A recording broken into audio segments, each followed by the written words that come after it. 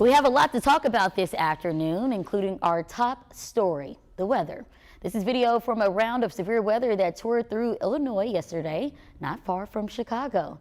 Thanks for watching. I'm Jurnee Taylor. We're going to have more on that aftermath from that system in just a moment. But first, let's check in with meteorologist Nathan Scott. Nathan, people seeing all kinds of weather across the nation, including here. We start off this morning, Jurnee, with a round of showers and storms that did make its way into a large part of central Arkansas, produced lightning, a little bit of gusty winds, but now the system has moved out. Look at the radar. It's pretty quiet. A few lingering showers into southeast Arkansas. The clouds are still around parts of the area, but look at the drier air off to the north and west of the metro. So temperatures right now into the low 80s, but it's 90 in Fayetteville. And there's high confidence these clouds will continue to clear out. With dew points into the 70s, it is going to be a steamy afternoon.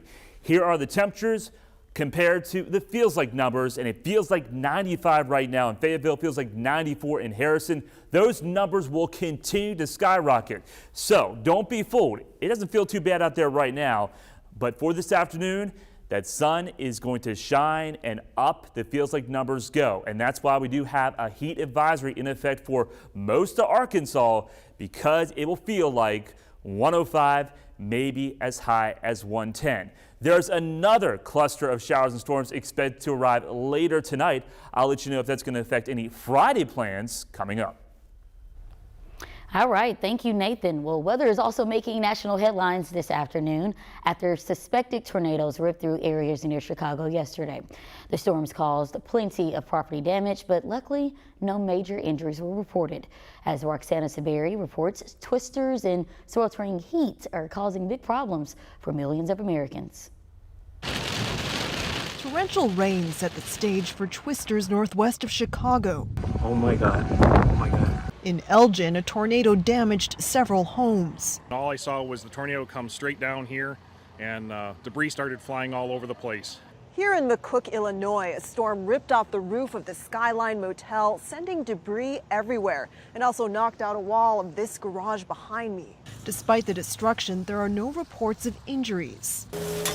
In other parts of the nation, heat is the issue. People in Southern California face triple-digit temperatures today. There's no real reprieve in sight. This family is able to cool off, but many others have no choice but to work in the sweltering heat.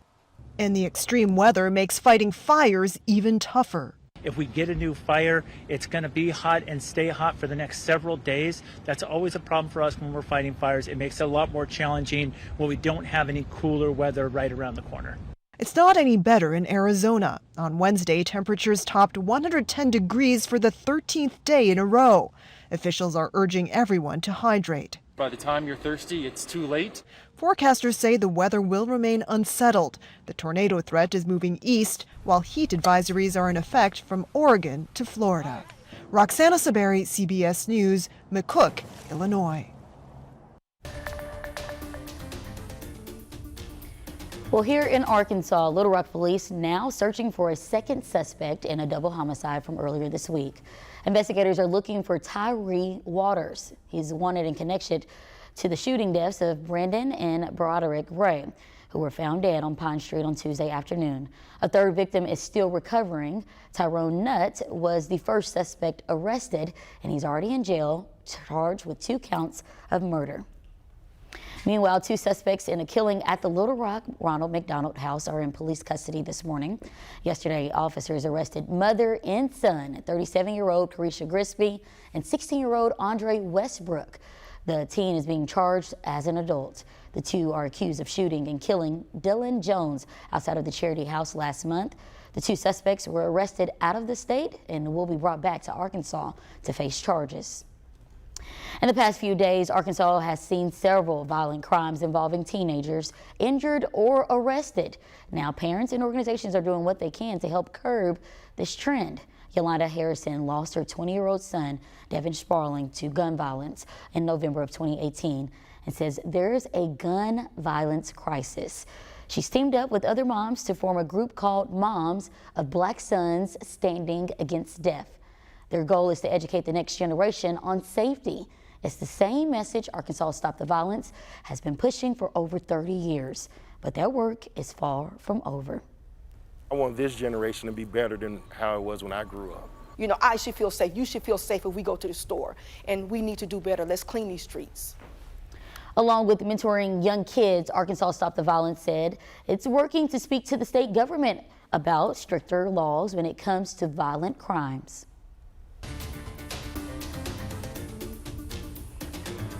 Well, several THV 11 updates were following this afternoon. Attorney General Tim Griffin has filed motion to get a new decision on the Arkansas Learns Act by tomorrow morning. It's been on hold for about 2 weeks after a lower court judge ruled the legislature didn't vote on it properly to allow it to go into effect right away. Now, last week, Griffin filed an appeal, but is now asking justices to speed up hearing the appeal. Until that happens, the act goes into effect on August 1st. And the Arkansas Public Service Commission has wrapped up its months-long investigation into billing issues with Summit Utilities. The regulatory board found that while there were problems with its billing practices, it did not violate any of the commission's rules. In the report, the investigators said almost all of the customer complaints have been resolved, but they did recommend that the board keep an eye on Summit as it continues to establish itself here in the state. A ban on disconnections remains in place.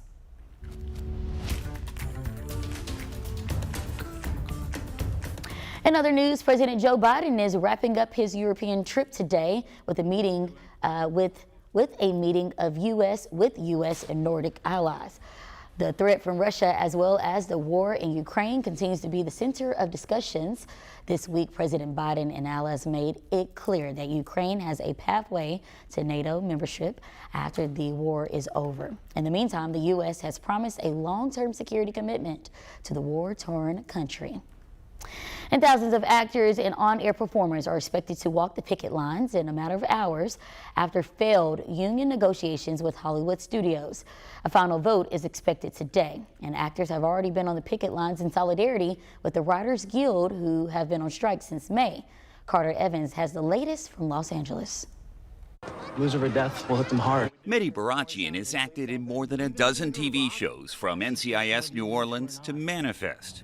Our normal protocol is a 6-hour downtime per charge. I can't imagine letting go of wanting to tell stories. But he says he's struggling just to pay the bills. If you do want to survive as a middle-class actor in this industry, at this time right now, the way compensation is, you have to have a second job. That's why he and tens of thousands of other actors are ready to go on strike to fight for higher pay. It's hilarious to call it a demand because it's the bare minimum. Like striking writers, actors also want increases in basic pay, higher residuals for streaming content, and protection surrounding the use of artificial intelligence. From the producer's perspective, the demands of the actors are unrealistic at a time when the business truly is in a state of crisis. Variety co-editor-in-chief Cynthia Littleton says the potential profit from Hollywood is not what it used to be. That's an existential problem that the industry has to deal with, and you're seeing it in budget cuts and layoffs. These new streaming platforms are not the road to milk and honey. They are not just going to print money. Now, a letter to SAG members this morning told them to keep an eye out for details on picket times and locations. Now, if there is a strike, it will immediately shut down all production. Even shows that were just nominated for an Emmy yesterday would not be able to film. In fact, it's not even clear when the Emmys would be held if there is a strike. The union's National Board of Directors is planning to hold a meeting first thing this morning, and that's where they will have a formal strike vote. Carter Evans, CBS News, Los Angeles. Billionaire Elon Musk has announced he has formed a new artificial intelligence company called XAI. He says the company has hired researchers from Google, OpenAI, and other top tech firms. Musk tweeted that the goal is, quote, to understand reality, end quote. XAI, the website says, it's a separate entity from Musk's other businesses, including Tesla and Twitter, but will work closely with them. And the FDA has approved the first over-the-counter birth control pill, a major change that would broaden access for women and teenagers. Until recently, all birth control pills required a doctor's note across the country. Today's decision means that drug maker Perrigo can sell its once-a-day pill called Opill without the need of a prescription. Despite the announcement, it will now not start selling the pill until early next year. Well, we call them the dog days of summer, but that doesn't mean our four-legged friends can handle the heat they bring. In 2 minutes, we're sharing ways to keep your pets cool this summer. And Nathan, I guess they kind of cool down a little bit with this weather, huh? We started off the day on the soggy side, Jurnee, but the rain has moved out for the most part, and the clouds are breaking up. So that's going to make for a brutally hot afternoon.